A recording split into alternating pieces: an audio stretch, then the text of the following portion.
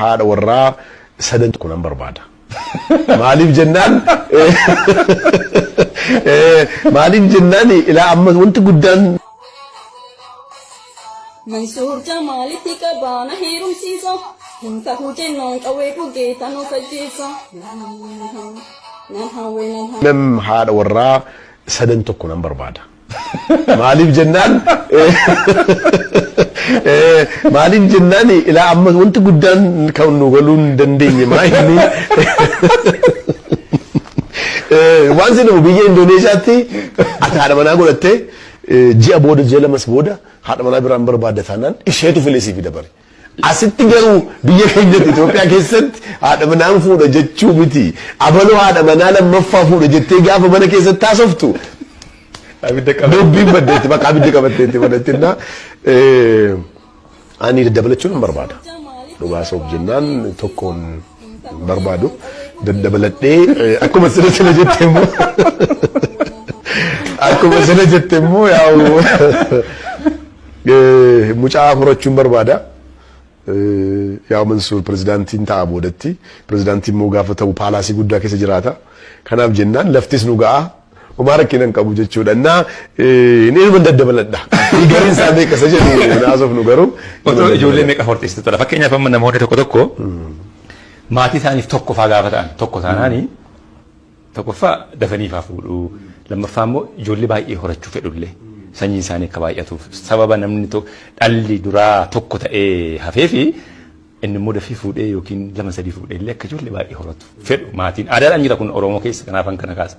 Kanaaf tarii ijoollee illee meeqa horachuu fedha hawwiin keme tu ijoollee meeqa horatti faa barbaada. Normally Mansuur haadha manaa hin qabu meeqa fuuchuuf hawwasa jedhu gaaffiinsi atillee kan naa kaafte nama tokko gatiin siin jedheef obbolaa bulettii gatiin hin qabaanneef ijoollee baay'ee akkan barbaadu yaa'u obvious no yaa'u baruu hin dandeessa. Maximum haadha warraa afurirraa ijoollee 30-25 waaqni jedhee. Umrii nuuf kennu baay'ee. Rabbi isaa gargaaru. Haa ta'u mee akkuma jenne immoo sooshaal miidiyaa irratti ati waan baay'ee haasoftaa ergaa dabarsitaa dargaggoonni akka aangootaa namoonni sababa kanaan dhufanii yaada biizinesii qabatanii dhufanii carraa hojii argatan jiru jettee nu kaasteetta. Wanti kun hanga yoomiitti itti fufa moo limiteeshinii qaba iddootti dhaabatu qaba.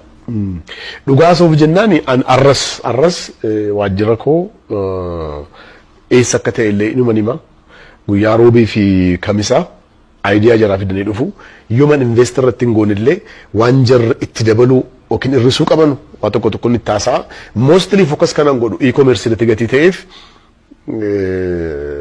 aayidiyaa namaa irratti invest godhanii walii wajjin jiraachuu waanan qabu miliyoona 10 warshaa akkansin jedhe miliyoona 10 warshaa ijaaree abbaa qabeenya warshaa sanaa ta'uu mannaa miliyoona 10 namoota 1000 abbaa qabeenyaa godhee anis jaraa wajjin jiraadhee sharing cost sadarkaan warshaa kophaatti miliyoona 10 hojjedhu caalan argadha.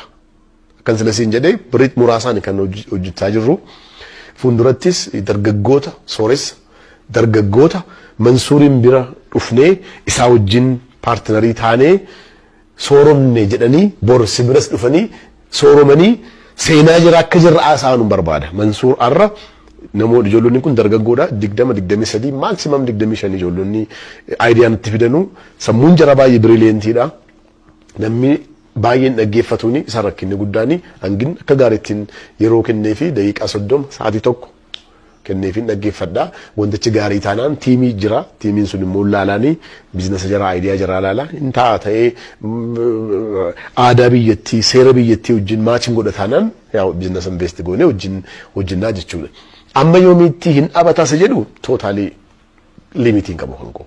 Boris iftaanis dargaggoo sooromsuu dargaggoo yaada qaban wajjin waliin hojjetanii waliin guddachuu yeroo baay'ee Hyatt Regency Sheraton Skylight ta'een misaa kophaa nyaadhee live godhat social media korratti namoonni 1,200 ilaala kana keessatti nyaata birrii 1,000 baastee nama nyaata amma kana kophaa nyaattaa minaamin naan jedha.